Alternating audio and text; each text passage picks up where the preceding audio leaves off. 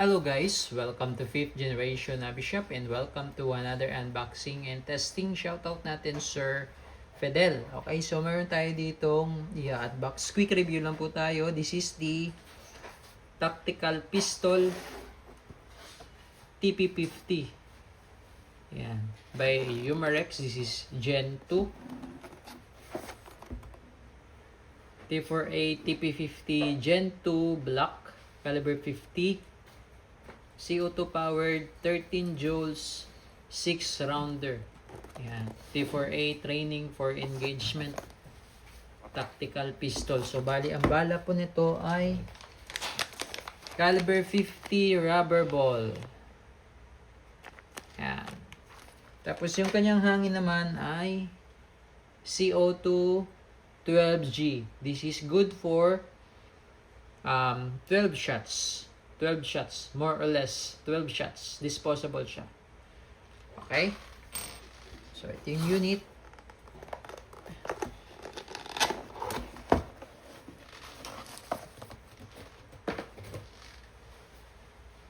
Tactical Pistol TR50 Gen 2. Serial number 1804, last 4 digits. Naka fiber optic sight. 6 rounder internal mag. Meron siyang under rail for flashlight or laser. Yan. Ito yung kanyang quick pursing. Ito yung kanyang pressure indicator. Nakalubog siya pag walang pressure. Aangat yan pag may pressure na. Yan. Polymer hard plastic. Then naka metal barrel. Yan o.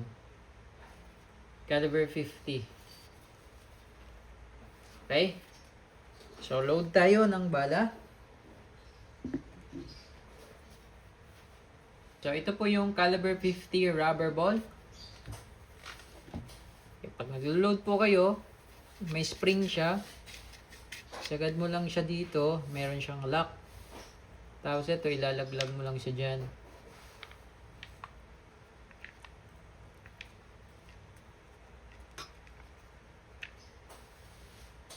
So, 6.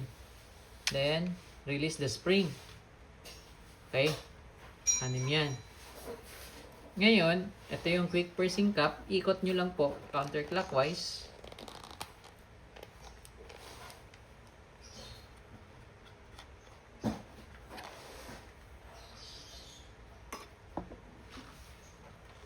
Ito yung kanyang CO2. Pag ganyan po yung pasok ng CO2. Pag ganyan.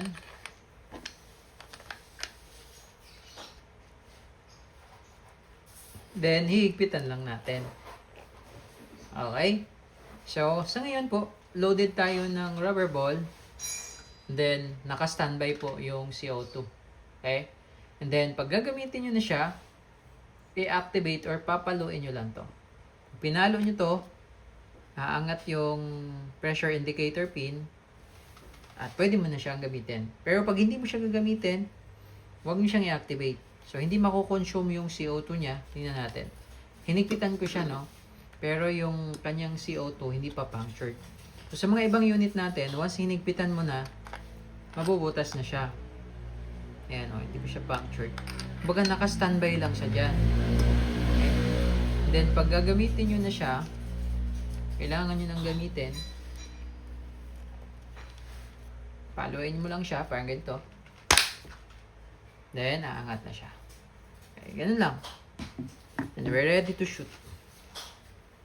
Okay, testing po tayo ng TP50 Tactical Pistol.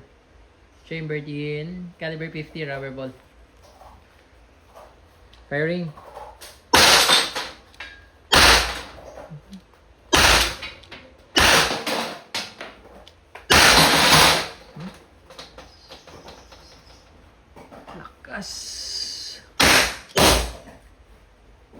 Okay, so naka 6 shots na tayo. Reload lang tayo.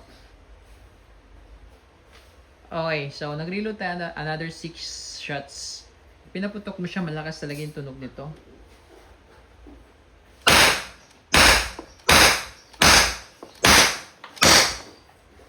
Then, pwede mo siyang i-dry fire na lang.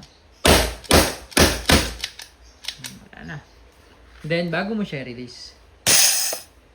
Yan. So, huwag mo siyang i-release nang meron pa siyang hangin.